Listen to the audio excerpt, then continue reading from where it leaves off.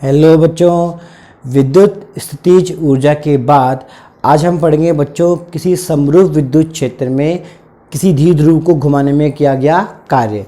मतलब हमारे पास एक ऐसा माध्यम है जिसके अंदर समरूप विद्युत क्षेत्र पहले से ही क्या है उपस्थित है और उस माध्यम में हमारे पास एक द्विध्रुव है जिसे हमें घुमाना है। तो घुमाने में कितना हम कार्य करेंगे, उसका व्यंजक कैसा बनेगा, फॉर्मूला कैसा बनेगा, वो हमें बताना है। ठीक है, तो देखिए बहुत आसान है। सबसे पहले हम समरूप विद्युत क्षेत्र की कल्पना करेंगे माध्यम के अंदर। ठीक है, ये मान लीजिए मैंने क्या माना, समरूप विद्युत क्षेत्र मान लिया ई वेक्टर। अब आपको पता है इसमें हम द्विध्रुव को हम जब रखते हैं तो हम क्या मानते हैं कि थीटा एंगल पे, किसी कोण थीटा एंगल पे द्विध्रुव क्या है रखा हुआ है। और मान लीजिए मेरे पास ये क्या है बी बिंदु और ये मेरे पास क्या है ए बिंदु। और आपको पता है द्विध्रुव की जो बंध की लंबाई होती है वो कितनी होती है 2a।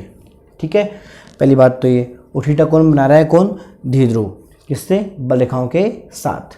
अब देखिए बच्चों हमें निकालना था कार्य का दोबारा सुन लीजिए एक बार। हमें इसे घुमाना है क्लॉकवाइज या फिर एंटी क्लॉकवाइज। अब जब इसको हम घुमाएंगे तो कोण के विभिन्न मान हो सकते हैं। हमने इसे घुमाया 90 डिग्री के द्वारा, हमने इसे घुमाया 180 डिग्री के द्वारा। ठीक है, तो वो चीज़ें तो हमें बताना है इसके बारे में कि कितना कार्य होगा। अब देखिए उसके लिए बच्चों ध्यान दीजिए, कार्य का एक सामान्य सूत्र जो होता है वो क्या होता है, बल गुणा में कितना, विस्थापन होता है। ठीक है, यहाँ मेरे पास देखिए क्या आएगा, वर्कडन आएगा, नहीं आएगा, क्या आएगा, वर्कडन। यहाँ मेरे पास क्या आएगा, बल। यहाँ मेरे पास क्या आएगा, विस्थापन। आर वेक्टर मान लीजिए, कोई दिक्कत नहीं है। पर देखो बच्चों मैंने क्या बोला, घूर्णन कहा था मैंने, तो आपने पढ़ा था 11th क्लास में, आपको मैंने समझाया था कि घूर्णन के दौरान जो विस्थापन होता है वो कोणीय विस्थापन के रूप में क्या हो जाता है, चेंज हो जाता है, बदल जाता है। ठीक है, कोणीय विस्थापन मैंने पूरा नहीं लिखा, ये विस्थानीय विस्थापन है। ठीक है, आगे देखिए, और जो बल है ये क्या बन जाएगा, बलाघूर्ण। क्या बन जाएगा, बलाघूर्ण। क्यों बनेगा, ध्यान दीजिए, आपको मैंने समझाया था किसी चीज़ को घुमाने के लिए हमें दो बल की आवश्यकता होती है। जैसे मान लीजिए मार्कर है, इसको मैं जब घुमाऊंगा तो मुझे दो बलों की आवश्यकता होगी। तो दो बल का मतलब एक बल युग्म, तो बल युग्म जो होता है उसे हम क्या बोलते हैं, बलाघूर्ण। ये आपने पढ़ा था 11th क्लास में। ठीक है, अब देखिए तो W बराबर क्या बन जाएगा, टो गुणा में कोणीय विस्थापन थीटा। ठीक है, अब देखिए इस सूत्र को अल्पांश के रूप में आप किस प्रकार से लिखते थे, विस्थापन के आगे d, कार्य के आगे d। d वहाँ लगता है जो लगातार क्या करे, बदले। तो देखिए यहाँ विस्थापन कितना है, थीटा, तो यहाँ पे क्या बन जाएगा, अल्पांश के रूप में ऐसा बन जाएगा। ठीक है, तो हमें इस सूत्र की कोई रिक्वायरमेंट नहीं है, मैंने आपको बस बताया कि ये फॉर्मूला कैसे बनता है। ठीक है, अब देखिए बच्चों पाठ नंबर 1 में आप पढ़ चुके हो कि किसी द्विध्रुव पे जो बलाघूर्ण होता है टो, वो कितना होता है, PE साइन थीटा। ठीक है, तो इस बलाघूर्ण को आप उठाई कहाँ रख दोगे, इस सूत्र में रख दोगे। ध्यान दीजिए क्या बनेगा, DW बराबर PE साइन थीटा गुणा में कितना, d थीटा। ठीक है, अब देखो बच्चों अब हम करेंगे समाकलन। समाकलन कैसा होगा, सीमाओं के साथ, लिमिट्स के साथ। वो लिमिट्स कैसी भी हो सकती हैं, लिमिट को आप मान सकते हो θ1 से θ2, या फिर 0 डिग्री से कितना डिग्री, 90 डिग्री, 0 डिग्री से कितना डिग्री, 180 डिग्री, या 0 डिग्री से θ डिग्री।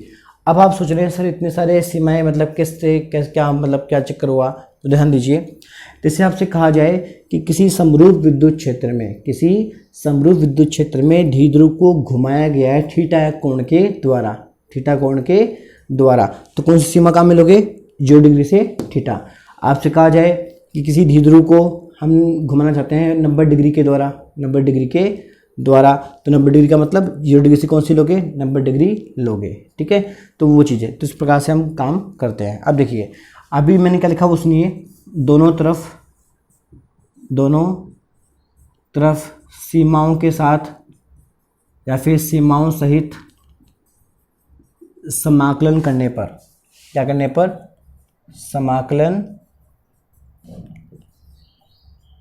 करने पर, ध्यान दीजिए क्या आएगा, DW जो है, तो मैं उसको थोड़ा यहाँ पे ले लेता हूँ, DW समाकलन का अर्थ क्या होगा, ध्यान दीजिए यहाँ पे सीमा किसकी आएगी, कार्य की आएगी, कार्य न्यूनतम 0, महत्तम कितना, W बराबर PE भार है, साइन थीटा अंदर रहेगा, d थीटा भी अंदर रहेगा, समाकलन में यहाँ पे मैंने क्या माना θ1, यहाँ मैंने क्या माना θ2, मान ले, ठीक है।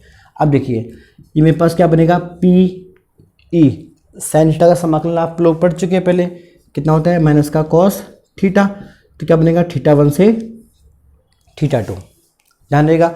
फिर आपको पता है हम हमेशा रखते क्या है अपर लिमिट माइनस का लोअर लिमिट, उच्च सीमा माइनस का निम्न सीमा, क्या बनेगा पी ई, वही नेगेटिव कहाँ भेज दोगे बाहर, तो क्या बनेगा माइनस का पी ई कॉस θ1 माइनस का कॉस θ2। ये लो बच्चों, ये हमारे पास क्या आ गया, इसका आंसर आ गया, ठीक है। ये बच्चों होती है मेन इक्वेशन किसकी, इस टॉपिक की, ठीक है। अब हम इसमें पढ़ेंगे बच्चों 3 केस, कितने केस, 3 केस, मिनिमम 4 केस ले सकते हैं, कोई दिक्कत नहीं है, ठीक है। देखिए वो केस का मतलब क्या है, ध्यान दीजिए, केस का मतलब है यही मतलब है जो मैंने आपको पहले ही बता दिया। जैसे मान लीजिए आपसे कहा जाए θ1 से θ2 कौन के डिग्री बीच में घुमाया है, तो देखो ये आ चुका, ये तो आ चुका। आपसे कहा जाए 90 डिग्री से घुमाना है, तो 0 डिग्री से घुमाएंगे कितना डिग्री तक, 90 डिग्री तक, तो 0 डिग्री क्या बन जाएगा θ1 का मान, जगह को उठा के कहाँ रखना पड़ेगा, यहाँ रखना पड़ेगा। θ2 कितना हो जाएगा 90 डिग्री, ठीक है।